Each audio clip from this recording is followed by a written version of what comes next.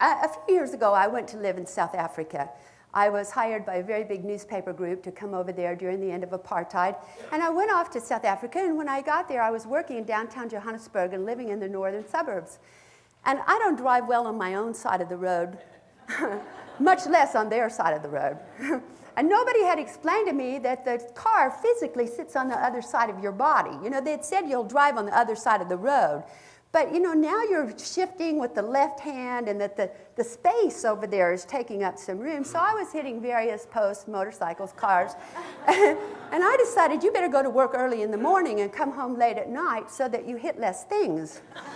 And so I had this little path worked out from where I lived to downtown Johannesburg.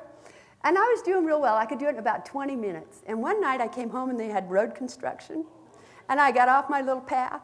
And 4.5 hours later, I got home. Now, the next day I went to work, and I said to Marietta, the Afrikaans lady I worked with, I said, it took me 4.5 hours to get home last night. She said, my goodness, where do you live? I said, well, I live in the northern suburbs. And she said, well, what's the name of your town? And I said, it's Howlinks.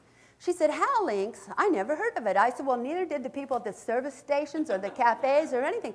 She said, Howlinks. I said, I ask everybody. She said, how do you spell that? I said, it's Houlinks. She started laughing. She said, Judy, that's not Howlinks, it's Holinks, and that's not where you live. It means keep left.